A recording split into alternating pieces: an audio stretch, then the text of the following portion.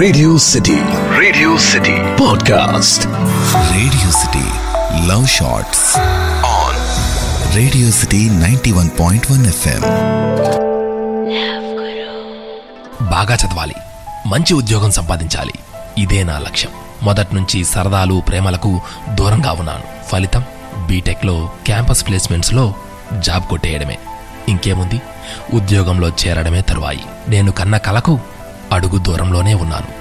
ఖాళీగా ఉన్నానని ఓ రోజు ఫేస్బుక్ తెరిచా. ఓ అబ్బాయి నుంచి ఫ్రెండ్ రిక్వెస్ట్. అందంగా ఉన్నాడు, మంచి ఉద్యోగం, బుద్ధిమంతుడు అనుకుని ఓకే చేశా. హాయ్, ఎలా ఉన్నారు, ఏంటి విశేషాలు? మరునాడే అతడి నుంచి సందేశం. నేను స్పందించా.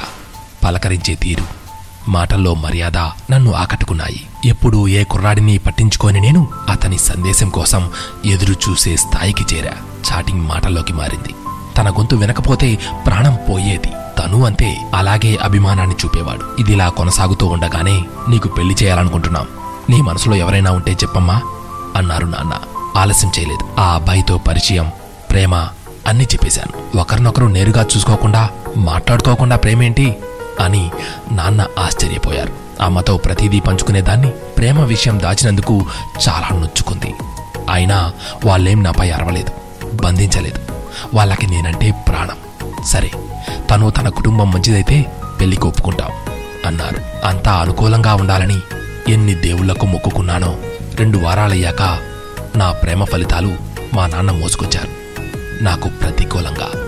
అబ్బాయి ఓకే, అతడి కుటుంబ వివరాలే బాగాలేవు అన్నారు నాన్న. ఆధారాలు కూడా చూపారు. నా నోట మాట రాలేదు. నాన్న, నాకు కొంచెం సమయం ఇవ్వండి, ఏది మంచో ఏది చెడో తెలుస్తుంది అని అడిగాను. నాన్న ఒప్పుకున్నారు. జరిగిందంతా ఆ అబ్బాయికి వివరించాను. నా కోసం పోరాడుతున్నావు, నువ్వు నా పాలిట ప్రేమ దేవతవు అన్నాడు. అతడిపై ప్రేమ రెట్టింపయింది. కానీ ఎన్ని రోజులు గడిచినా మా వాళ్ళు కోరినట్టు అతడి కుటుంబం గురించి మంచి ఆధారం చూపలేకపోయాను. అన్నీ అనుకూలంగా ఉంటే అమ్మా నాన్నలు మా ప్రేమను ఆశీర్వదించేవాళ్లే. నాకు ఆ అదృష్టం లేదు. నేను కన్నవాళ్ళని గౌరవించాల్సిందే. ఆ అబ్బాయికి నన్ను మర్చిపో, నేను నీ జీవితంలోకి రాలేదనుకో అని మెయిల్ పెట్టా, బాధను దిగమింగుకుంటూనే. ఈ సమయంలోనే శిక్షణకు రావాలంటూ కంపెనీ నుంచి పిలుపు. వెళ్ళాను. ప్లీజ్ ఒక్కసారి మాట్లాడు అంటూ తన నుంచి వరుస మెసేజ్లు, మెయిల్లు. బాధతో పనిపై దృష్టి పెట్టలేకపోయా. అయినా ఏం చేయలేని దుస్థితి. ఈలోపు ఓ విదేశీ సంబంధం వచ్చింది. నాలోనూ స్వార్థం ప్రవేశించింది. ఇంకేం ఆలోచించకుండా ఓకే చెప్పా. ముహూర్తాలు పెట్టుకునే సమయానికి ఎక్కువ కట్నం ఇస్తున్నారని అతడు మరో అమ్మాయికి తాళి కట్టేశాడు. చాలా ఫీల్ అయ్యాను. ఆ బాధ చాలదా అన్నట్టు శిక్షణలో పరీక్షలు క్లియర్ చేయలేదని ఆఫీసు నుంచి నన్ను వెనక్కి పంపారు. ఈసారి దుఃఖం ఆగలేదు. ఈ బాధ నుంచి తేరుకోకముందే అమ్మా నాన్నలు మరో సంబంధం తెచ్చి పెళ్లి చేశారు. చదువయ్యేదాకా నా జీవితం నా చేతుల్లోనే ఉండేది. ఎప్పుడైతే ఫేస్బుక్కి అతుక్కుపోయానో అప్పటి నుంచి ఊహించని మలుపులు తిరిగింది నా జీవితం. ఏదేమైనా నా వల్ల ఒకరు నష్టపోయారనే బాధ ఇప్పటికీ వెంటాడుతోంది. అందుకే అతన్ని మనస్ఫూర్తిగా క్షమాపణలు కోరుతున్నా. ప్రేమించడానికి 2 మనసులు చాలు. ఆ ప్రేమ ఫలించి ఇద్దరు ఒకటవ్వాలంటే మాత్రం 2 కుటుంబాలు కావాల్సిందే. నన్ను పెంచి పెద్ద చేసిన వాళ్ళు ఏడిస్తే నేను సుఖంగా ఎలా ఉండగలను? అందుకే అలా చేయాల్సి వచ్చింది. స్నేహితులారా, empty mind is devils workshop అంటారు. ఖాళీగా ఉండే మనసు దెయ్యాల కార్ఖానా వంటిది అని ఓ భావన. ఫలిస్తుందో లేదో తెలియని ఆన్లైన్ ప్రేమ కోసం భవిష్యత్తును పనంగా పెట్టకండి. ఉన్న సమయాన్ని ప్రతిభ పెంచుకోవడానికి ఉపయోగించుకోండి. నేనలా చేసి ఉంటే నా స్వప్నం నెరవేరేదే. నా మాట వింటారని ఆశిస్తూ ఓ సోదరి. ఎందుకో తెలియదు, మొదట్నుంచి నాకు మగాళ్ళంటే చిరాకు, కోపం, భయం. ప్రేమ ఊసులు మొదలయ్యే కౌమారంలోనూ నా అభిప్రాయం మారలేదు. 10th inter, BTech 3rd year పూర్తయ్యాయి. ఆ తరువాతే ఓ మిరాకిల్ జరిగింది. అందుకు కారణం చైతు. మొదటి చూపులోనే తను బాగా నచ్చేశాడు. ముఖ్యంగా అతడి నవ్వు నన్నేదో శక్తి ఆవహించినట్లు కొద్ది నిమిషాలు అతన్నే చూస్తుండిపోయా.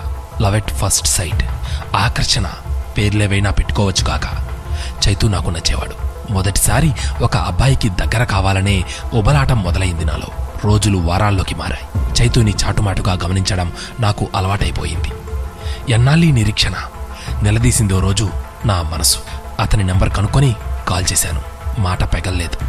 హాయ్, నేను పూజిత, ఎలా ఉన్నావు? చదువు బాగా సాగుతోందా?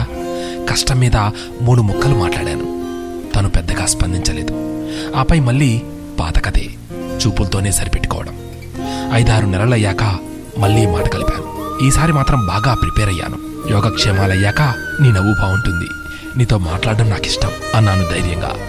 ఓ అమ్మాయి అలా అంటే ఏ అబ్బాయికైనా ఏముంది, ఎగిరి గంతేయాలి. కానీ ఈ అబ్బాయి గారిలో అస్సలు కదలికలేదు. థ్యాంక్స్ చెప్పి ఫోన్లో ఎర్ర బటన్ నొక్కేశాడు. నా మనసు నొచ్చుకుంది.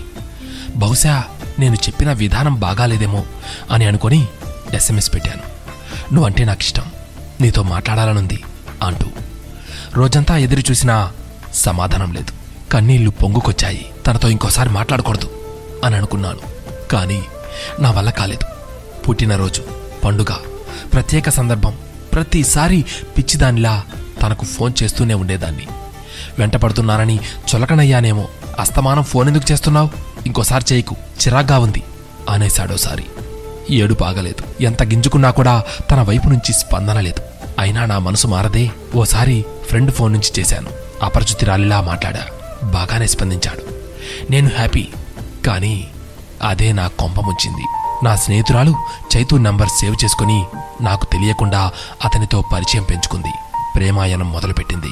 నీ ఫ్రెండ్ని నాతో పరిచయం పెంచుకోమని నా నంబర్ ఇచ్చావటగా.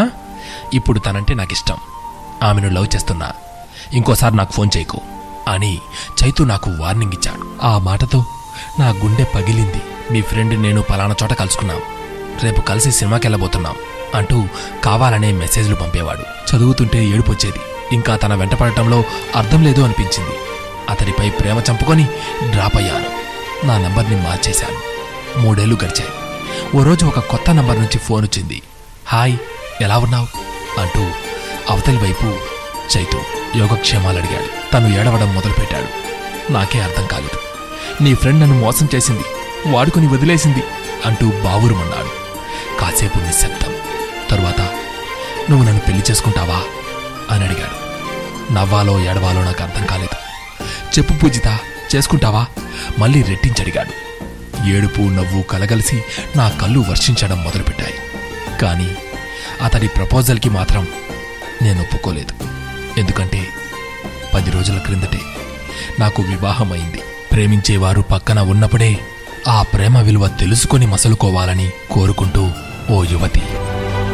Radio city podcast.